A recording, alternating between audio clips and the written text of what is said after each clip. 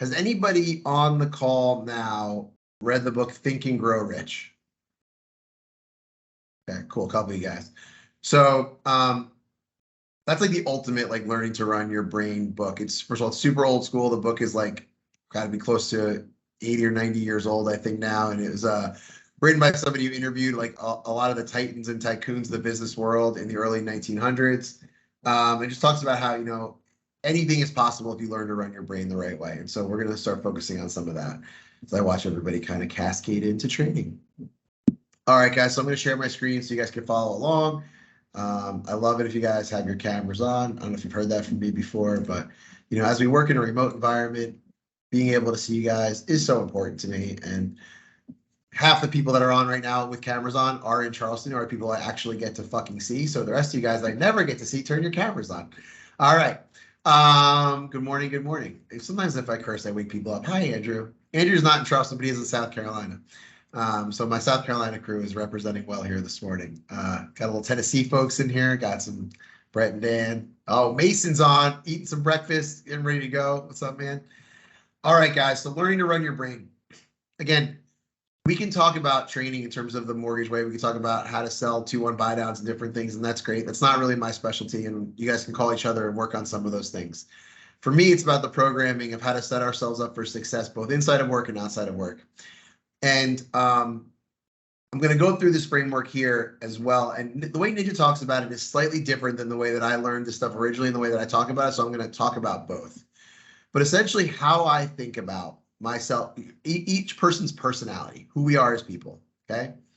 Our hardware, right, is like, if I think about it like in a computer context, okay? Our hardware is our genetics and how we grew up when we were young and the lessons that we were taught there in our subconscious way that programs how we respond. And according to science, we have about 50,000 thoughts a day, right? You probably had 10 since we started this training, right? Most of those thoughts are controlled by our programming and our hardware, some combination of our genetics and the programming that's into our bodies from a long time ago that acts how we respond. And then we have our software, which is the things that we expose ourselves to, the books that we read, the training that you're coming to here, which adds to that hardware. And it's in your conscious brain, the things that you're trying to program yourself with that make a difference. And if you want to change your results or how you, because our results come from our behaviors. One of the things I always get in trouble with here is I say that your results right now that you're getting are exactly what they're supposed to be. People kind of get mad at me sometimes. But the reality is that your results are an exact combination of what you deserve based on how you behaved and what's happened to you in the world. Because there's good stuff and bad stuff happening to all of us all the time, and it's how you respond, right? So, but we think we have all this control and willpower, right? It's like, just try harder. You want to lose weight, try to eat better. You want to, be more disciplined about your prospecting time, just have a little more discipline, just try harder. But the reality is most of the time we need to change our programming for a different response. If you want to quit smoking, just try, right? Those things, it's so easy, right? But the reality is I think we overestimate the amount of willpower we have and underestimate the importance of our programming. So the way Ninja described it is your conscious brain is what you're using to read this. It's your awareness of what's going on around you right now, what you're seeing, hearing, smelling, feeling, tasting. By the way, I always love to say, are you in touch with your senses right now? If I ask you, think about your body right now, and is there any place right now you're experiencing tightness? I actually have a weird feeling in my face right here of some stress and tightness that I'm holding right here right now. Becoming aware of our body and our surroundings, I think, really it makes us become self-aware of how our programming is working for us. Your non-conscious brain is like a recording device. It's switched on and starts recording while you're in the womb. It records all your experiences, everything you've ever seen, heard, and felt, and it never forgets and it never judges. Your non-conscious assumes that everything it is recorded is the truth, and these recordings become your program, okay? So all of our experiences, how can you expose yourself to new information, right? So self-image, how you see yourself and believe others see you, is a program. Self-talk, what you say to yourself. Self-esteem, how you feel about yourself, right? Think of your conscious brain as the computer screen and your non-conscious brain as the hard drive and programmable software. Your creative non-conscious brain is the driver or operating system that runs your program. It forces you to behave consistently with your program. It acts as an autopilot, keeping you on track with your program. So here's what I take away from that. If I want different results, I need to continuously be exposing myself to new information, so that I can change behaviors and change my programming. Because of the 50,000 thoughts we have a day, the amount of conscious, good decisions that we can make is very limited. We get tired, right? That's why you talk about here, like Steve Jobs talking about, I wear the same things to work every single day, right? Because I don't want to make a decision around it, right? Those decisions take away my creative energy. So how many of you guys, when you walk into your kitchen, immediately open the refrigerator or go into a cabinet where you have food? Nobody does this. I watch it happen to people. I watch it with my people and their kids, right? You walk in the kitchen, whether you're hungry or not, you open Mark, drink. I do for a drink. I do for a drink, a beverage. Yeah, it's a beverage, right? So there's just like programming. You walk in, you're like, oh, I'm in the kitchen. Let me check the fridge. I see them, and people they open the fridge and they just like stare at it. They're like, yeah, nothing I want. But their first reaction is to open their fridge. That's our non-conscious programming, right? One of the things that we talk about for sleep, how many of you guys watch TV in bed? You can be honest. Jamie, Ashley. Science behind this is really very clear, right? The only thing that you should be doing in bed is sleeping, because that way your brain knows that when you get into that bed, it's sleep time. If when you get into bed, you start watching TV, your brain starts to think it's TV time, and then you become not tired. Sometimes you have trouble sleeping. And so if you're having trouble sleeping, I'm not saying anybody here is, you should try going for 3 or 4 weeks without turning that TV on in your bed and just go to sleep. And you may sit there for a week or two and just sit there and stare at the ceiling. But once you change your programming, your non-conscious brain will change those results, right? I used to watch TV in bed my whole life growing up. Nicole's not really into it, and so I stopped doing it. And so now I stay downstairs until I'm ready to go to bed. And when I go to bed, I literally, before I hit the pillow, I'm pretty much out, right? When I see my bed, it's that time. If I come home at 4 o'clock in the afternoon, I walk into my room, I immediately want to lay in the bed and go to sleep. That's how powerful the programming has gone for me the other way, right? And so again, so the point of this very simply is we have very limited ability or energy towards making good decisions. And then we beat ourselves up, right, for making bad decisions. For me, again, I always relate everything to food, by the way, because I've been a bigger person my whole life and I've always wanted to be a smaller person, right? So a lot of my battles and lack of discipline come from some of these food battles. So if you've never been there, work with me on it anyway, okay? When I try to go on a diet, I don't have a very specific disciplined plan. I never have a problem for breakfast or lunch. I'm awake. I'm feeling good. I have my energy. There's no fatigue. I'm feeling great. Then I get to the end of my long work day. I go home and I have to make a decision for what I want for dinner. And all of my willpower and ability to make good decisions is gone. I'm tired. I'm fatigued. And because I don't have a habit or a plan or a program that allows that goes for the good decision, my programming goes to what is the thing that is going to make me feel the most full? And then I make a bad food decision, right? We do this all the time, right? And so we know we have to accept reality, which is that we are probably not going to make the best decisions 300 times a day. And if we give ourselves 300 opportunities to make decisions, we will make a lot of poor decisions. We will run out of energy to make good decisions. So how do we program our brains and create habits, right? And change them. By the way, you can't change 7 habits at a time. You kind of got to go one at a time. But what are the important habits that we want to break, right? How many of you guys, first thing you do when you wake up in the morning is check your phone, right? That's probably a habit that's not great. How can we break it? How many of you guys need to check your phone when you first wake up in the morning, or your lives would be forever altered, right? It's not something we need to do, but it feels compulsory. First thing I do every morning is throw on a podcast, right? And I have a podcast for every day of the week that I put on. I wait for the go, I put it on right away. Is that the best habit? I don't know, but it's something that it's pretty ingrained in me now. It does help me wake up when the alarm goes off because I'm somewhat excited to do something, right? And I start getting going. It's something I can do while I do my other stuff, while I brush my teeth, while I get going, right? So I start programming right away, right? So we've done this experiment before. I think we did it recently, right? But if you haven't done it before, this is a very powerful one. Think about how much money you want to make next year. And you write a number down. And I say, okay, double that number and circle it. Before you even start writing it, your brain tells you that's not going to happen. That is your programming, right? The most successful people believe that they are superior and that amazingly great things are going to happen to them. And so their programming tells them that they're going to have success, and then they see opportunities for that success everywhere. But if you say you want to make 200 grand a year next year, and you write down 400 and your brain tells you that's not possible, you will start looking for all of the confirmation biases along the way that tell you it's not possible. But there's absolutely a loan officer that made as much money as you made this year that will make double your goal for next year, whatever that is. It will happen somewhere in this country, and it could be you. How do you change your programming around it? And by the way, the book Think and Grow Rich, if you haven't read it, the whole book is about this programming. The whole book. How do you train your brain to get to the places that you want to get to? And it's old school, right? It's so politically incorrect. It's comical. It would totally get canceled today, but it's very valuable as a read. I hope I say that to you, so you guys will be more intrigued to go and read it, right? But by the way, if you look at any of the top successful people books they recommend, Think and Grow Rich is always on there, right? It's always on there because what that book teaches you is that no matter where you're coming from, anything that is important enough to you that you visualize and create in these steps, it's possible. It gives you a path. So here's our results formula. My brain is my onboard hardware. My thoughts are the software. The electrical and chemical impulses called thoughts emanate energy in the form of waves that can be measured, right? The vibes that we're putting out in the world. Scientists estimate that I have more than 50,000 thoughts each day. Where do my thoughts come from? Most of them come from my non-conscious program. If I think about something enough, what happens? I begin to believe it. My 50,000 thoughts a day start to accumulate and form a belief system.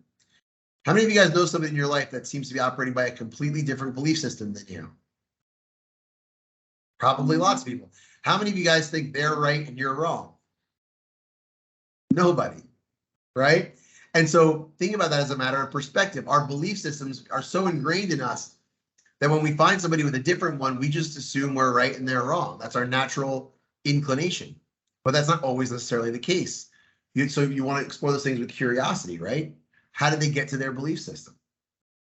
Right? If anybody here who's a fan of politics will tell you that we are all a lot of us are living in the exact same neighborhoods and have completely different belief systems. How does that stuff happen? Where does that programming come from? Right? If I think about something enough, what happens? I begin to believe it. My 50,000 thoughts a day start to accumulate and form my belief system. I begin to believe the world is a certain way, people are a certain way, and I am a certain way. This part of my belief system is my perpetual map, my worldview, and the lens through which I see the world and my role in it. Let me give you some other examples. Recruiting is a really wonderful tool for this. I will be recruiting 2 loan officers in the same office from a mortgage company.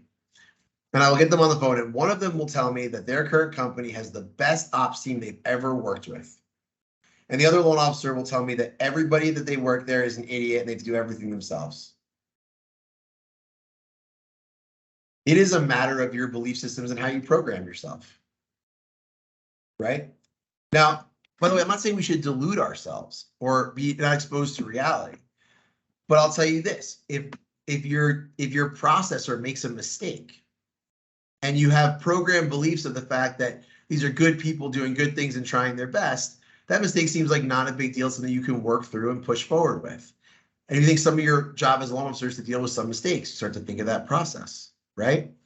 If you think that everybody should be perfect just like you, and that you have all these thoughts about your processor, it doesn't care, they don't care as much as you because they get a salary, they can't possibly get it, they don't care about your clients, then every little mistake they make becomes a huge deal and a confirmation of the thoughts that you're already having. And so you have 2 people in almost the exact same scenario having a completely different experience, right? I watch this on anybody here on like the Charleston Facebook page, like the generic Charleston Facebook group. Anybody here on that? It's an amazing thing there if you're in this group. People will go like, I'm moving to Charleston. And you'll see like hundreds of comments of people being like, Charleston is the most wonderful city in the world. I love it here so much. This. And there's like, everything sucks here. Everybody's moving here. The traffic is terrible. There's no jobs. Housing prices are too high. Don't come here. This is the worst place I've ever lived. Like on the same comment thread, people living in the same city, right? It's a matter of our programming and our chosen perspective, right? So if you admit to yourself, I tend to act in accordance with my beliefs, my worldview, and my program. It is my actions that determine my results. Our simplest case effect formula looks like this. My thoughts come from my non-conscious program and from my beliefs.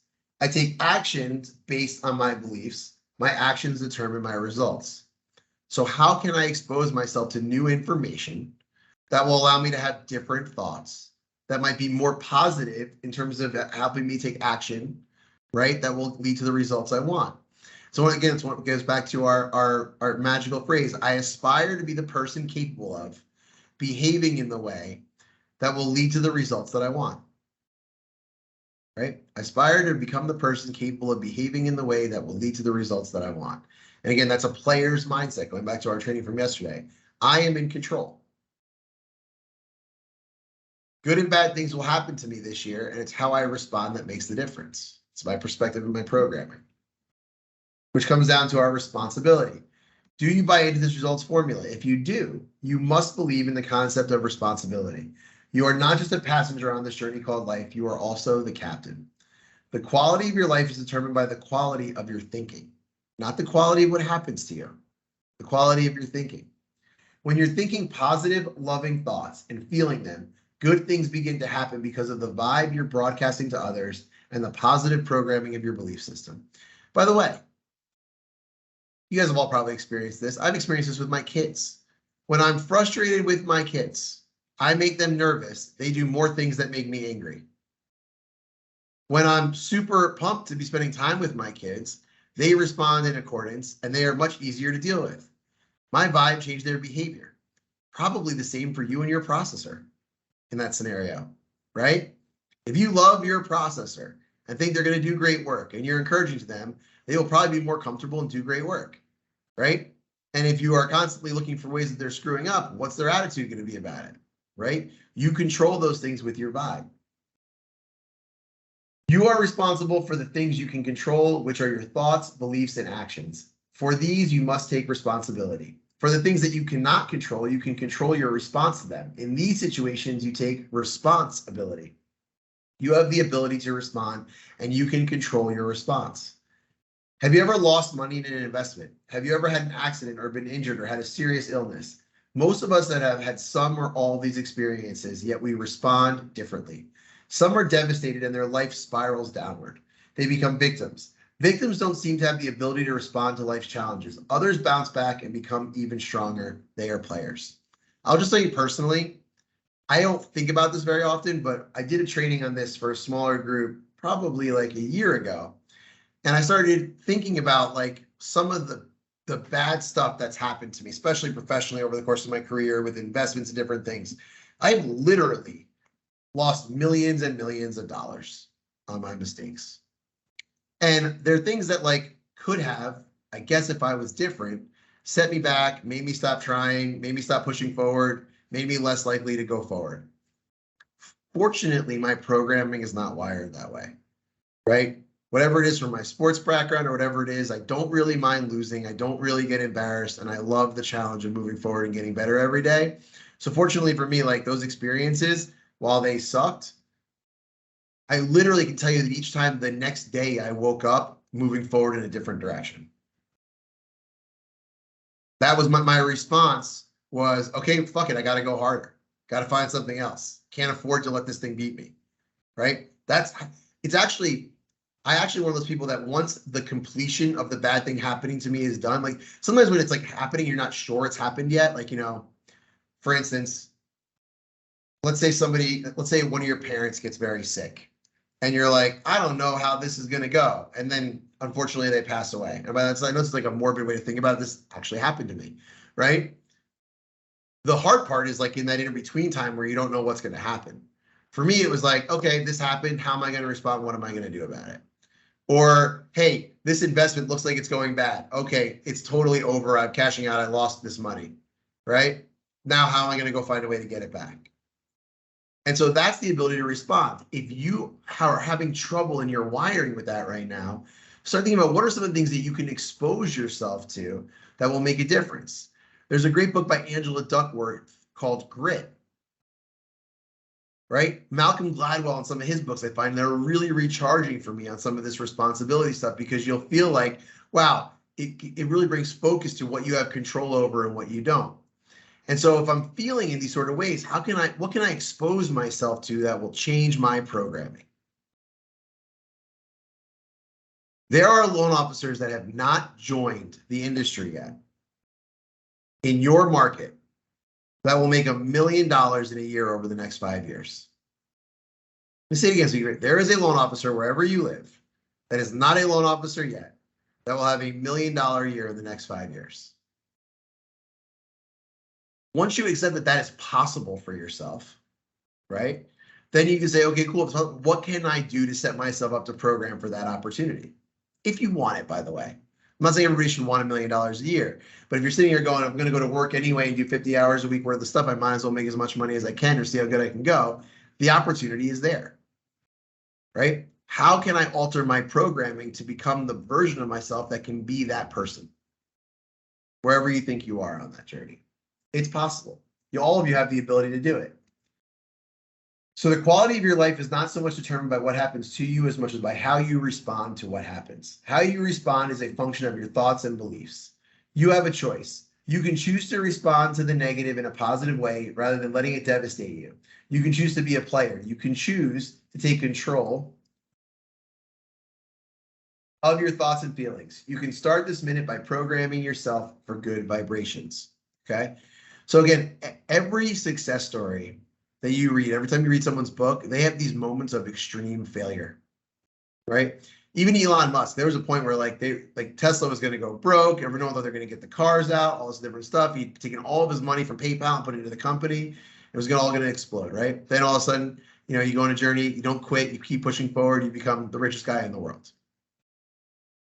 We all have these inflection moments along the way. Most of us have many of them, where we either accept where we are or we respond, where we think things are happening to us and we become victims, or we're players and we figure out what we're going to do next. Now, one of the things I'm interested for you guys, and I don't know if anybody's willing to share, but I also think there's two different kinds of people who get exposed to this information. You either look back and you have serious regret for what you've done in the past, and then you become really obsessed with what you didn't do before. And that also becomes paralyzing because, by the way, can't do shit about the past, right? Or you can say, wow, and by the way, I have 100 of these. Wow, I could have responded much better in that prior situation. I'm going to learn from that to make sure that next time, because life is super long, and even if you're 60 years old today, you have another 40 years on this planet, right? So what am I going to do next time that thing occurs so that I can have a better response, that I can have a better responsibility to that, my ability to respond, right? And so what things can I expose myself to? What programming, what books can I read? What videos can I watch? What does my TikTok algorithm look like that's going to put the videos in front of me that are going to get me fired up to respond differently next time, okay? So that's how we're talking about creating your formula, right? And that's really what this all comes down to. So what we talked about this week, and I know that I'm 22 minutes, 23 minutes into this training. I'm not going to keep you guys super long today. But as you guys think about mindset stuff, right? First thing is, are you obsessed right now with the things that are outside of your control? What are the things? The market, the rates, my underwriter doesn't like my file, this person made a mistake, right? There's a million different things that we can focus on that are outside of our control, right? The bank down the street is giving away loans. All my clients want new construction and the builders are giving away $10,000. You can focus on all that stuff, right? Or you can continue to focus on what you can do, given your current situation, to put yourself in the best situation possible. And all of us have tremendous opportunity to do that. And then you can invest in yourself and your own personal growth as we go forward. So when you're setting your goals for 2023, particularly things that are outside of Q1, right? You're talking about what Q3, Q4 next year, realize that whatever you're imagining for yourself, you can do that and more, right? But you have to create the mindset right now that you deserve it, that it's going to happen, and that you're going to put the work in and develop the skills necessary to take advantage of those opportunities. Okay? And we have a ton of time to get better and stack those things up and make it happen. Any thoughts or feedbacks on these topics? When we talk about Ninja, it's mindset, skill sets, habits. There's a reason why mindset is first. You can't work on skill sets or habits if you don't have the right frame of mind. And so if you're walking in right now, by the way, I'll tell you this, if the people that aren't coming to the trainings right now, It's either one of two things. Either your power hours are going so well, you just have so many meetings you don't have time for it right now, more power to you. Or it's actually, you're in such a negative place right now that even hearing this stuff makes you feel like you can't get out of it. You can't even take the first step. You don't even want to take that responsibility because you're not even in a place where you can hear that it's your fault. Right? For you guys that are here, you're already taking the action to say, okay, cool, I can improve my situation. That's why you're here. That's why you came today. Right? Great. What are you going to do about it? What are the one or two habits you can fix right now to make it easier for yourself and give yourself more creative energy to lead to better results? Anybody have any habits they want to develop that they're really working on? Spend time reading. Go ahead, Brett. Yeah. Yeah, I was wondering, could you interview Mason? I think his habits would be great for us to analyze, and that guy is hysterical. I don't know if Mason wants to be interviewed. I'll talk to him about it offline. Maybe we can do it next week. But anybody else have any habits they want to work on? I have a bunch of things for myself. Kate, you want to share one that you want to develop? Just like in general life, morning routine, because I feel like I get more done during the day if I get more done in the morning. So what's one thing that you wish you were doing every morning that you're not doing? Waking up earlier and taking the dog on a walk. What in a perfect magic wand world, what time would you get up every day? I think I may have actually shared this before and then I didn't follow through at all. Yeah. Great. It's Most like, of us yeah. don't the first time. What time do you want to wake up? 6:45. Should I start calling you every day at 6:45? I would love that. I've already been up for 2 hours, so it's not hard for me. That's disgusting. We can build some habits around it, right? By the way, that was something that took me years to do, right? But it's not a big deal to me anymore to get a 4:45. I don't think about it. I don't stress about it. It's just what I do, right? But it took me years. It actually took me having a gym buddy that I was afraid to let down, who needed me to be there by 5:15 for me to get out of bed at 4:45, right? But it was something I wanted to do. I believed if I got up earlier, I would have more time, be more successful, and be happier. Anybody else have any other habits? Something that you think you should be doing, but you're not doing, that you're willing to share with this group of wonderful people who are supportive? No one has anything they're willing to share? You gotta have stuff.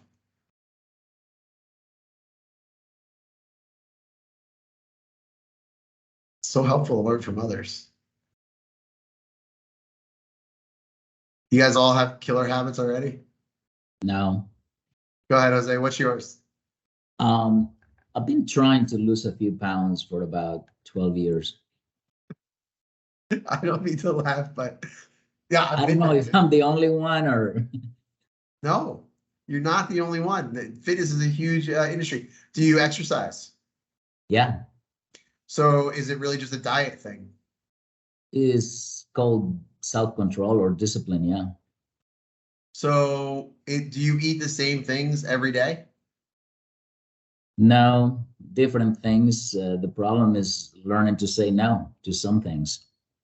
Right. And so the way that's worked for me is I have to create real rules for myself. Right. When I've lost weight, it's like I'm no longer eating any kind of bread, pizza, pasta, cookies, or cake. It's all out, all the carbs, done.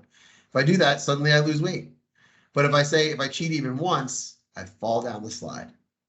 Right. So I've been able to go 12, 15 weeks, no carbs, lost 40 pounds, make a huge difference, right?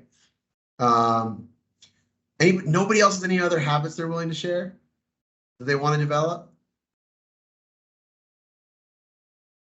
You say losing carbs. Do you do it gradually or you stop at once? I'm out. Throw them all out of my house. For me, if I'm going to if I'm going to see results, I need to go 200 miles an hour and just do it all at once. Like I used to drink literally 12 Diet Pepsis a day for like a lot of my life till I was like 25 years old. And then one day I was like, I'll still drink a soda if I go to a restaurant, but never at my work and never at my home. I haven't had a diet soda since. I haven't had a soda since at my work or home. And I was like, I'm out. Then I replaced it with sparkling water, and I was drinking a ton of sparkling water, which was fine for health reasons, but I was creating like a ton of waste. I was going through like a 30 pack every 2 days of seltzers. And I was like, I'm gonna do this. This is how I am, right? I become obsessive. So then it's like, okay, cool. So then I was like, I don't want to spend the money on that anymore, and I don't want to create the waste. So then I had like art like Mio, like the little water spray. So now I just have those little containers. They last me like 2 weeks, and I fill up my giant Yeti 17 times a day and drink water with a little bit of Mio in it. But if I'm gonna go hard and make changes, I go hard and I make changes, and then I'm just done. Like I don't drink sparkling water anymore. If I'm at a restaurant, I will, that's fine, but I don't bring it home and I don't bring it to the office. So I have to go hard. The problem with food is that some of it, like you can't really just quit forever. It's pretty hard to do that with certain things. So that's why some of my struggle has been there. But if I just say I'm getting up at 4:45 every day, no matter what, during the week, then that's what I do. And I don't think about it anymore. It's not a choice. The second it's a choice, I'll stop doing it, right? It's just how I behave. So we have to think about what are the principal decisions we want to make for ourselves. And by the way, what are we willing to make? And so then the reality is, and Jose, I'm not calling you out because trust me, that I'm no better than you at this game. But if you say to yourself, okay, am I willing? What's more important to me? To lose these 12 pounds I've been working on for 12 years, or to be able to eat ice cream 3 days a week whenever I feel like it? And then say, okay, I'm either never doing that again or I am, because you're not going to cut back to 1 day a week. Right? Most of us are not disciplined that way, right? Or at least you have to know yourself. And so, listen, I'm out on ice cream, or I'm never having ice cream again if I'm over this weight on the scale. If I want to have ice cream, I got to go weigh myself beforehand, and I got to be under that number, and that's my happy number, right? And you can make it a game for yourself. I used to make all sorts of things a game for myself, right? I swear the way I was able to succeed in the call center is I made it a game for myself how many dials I was going to make to each lead every day, and just forcing myself to make those dials often led to very different results, right? But I would create rules for myself that I was going to follow, right? So what are some rules or habits? Anybody else have any rules or habits that they've made recently or they want to make? Marissa, share with me. Yeah, I have a struggle in which I set a goal or, wake up saying I'm going to do something one day. And if say I want to eat healthy and then, somebody stops by and brings me a coffee or something, just like getting back the mindset once I've messed up, I kind of let it ruin the whole day. So I want to try and be better that, not letting things go out of the moment and dragging out, is just causing failure for me.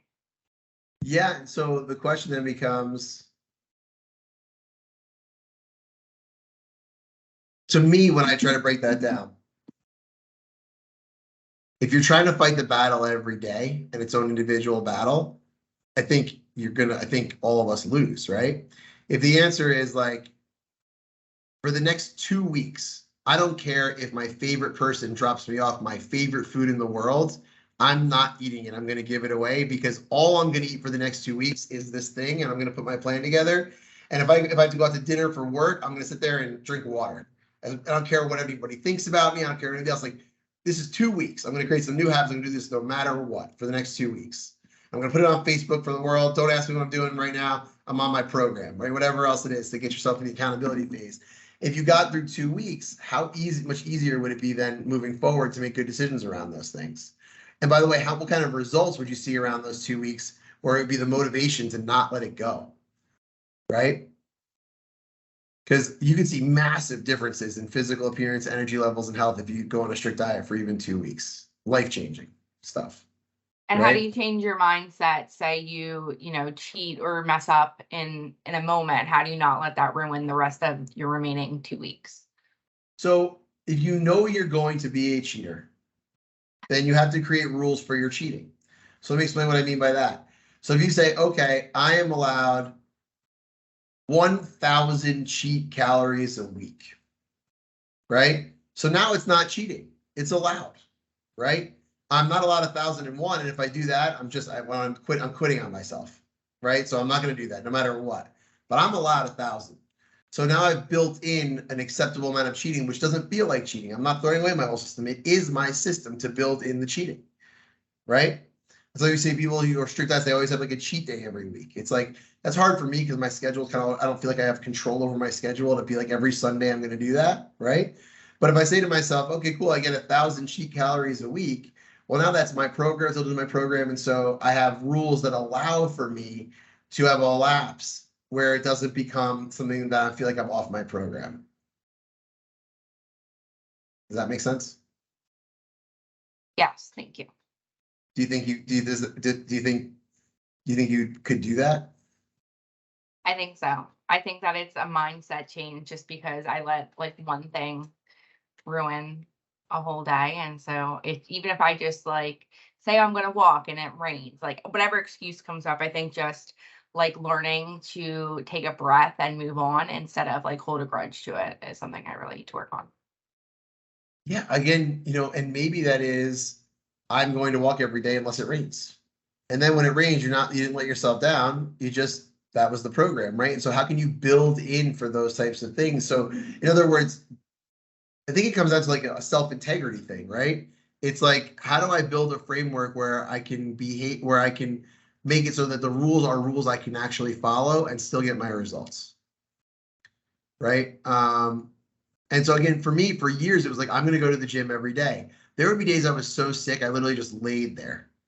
But I still got up and went because part of my rule was not that I had to work out, it was that I had to go to the gym. And then that kept me going forever, right? That was like a huge game changer for me for a long time. Same thing with the 4:45 thing, right? Like there are days where I'm up until 2 for whatever reason. I'm still getting up at 4:45 and that's painful, but it's not worth me breaking that habit, right? So cool, guys. I appreciate the time this morning. I think these are hopefully some skills. Pick a thing or two, right? And commit to it. And by the way, tell the people around you to support you. And hopefully they're supportive or kick them out of your life, like my video said yesterday. But if they're supportive, right? Like tell them, like, hey, listen, I need you to help me out with this for the next 2 weeks, right? I'm going to build some new habits. And then just commit to it. And by the way, if you are saying, if you don't have a full body yes on your 2 weeks, if you're like, I don't think I can do it, then don't do it. Because it has to be something that you're willing to say, like, no, I'm actually going to do this for the next 2 weeks. And you have to have that full body yes for it, and then you're giving yourself a real chance. All right, guys, I appreciate it. Have an accountability buddy for these things. We have a really good start to the week. Let's finish strong. And if you need anything, I will be around. Happy selling, everybody. Thanks so much.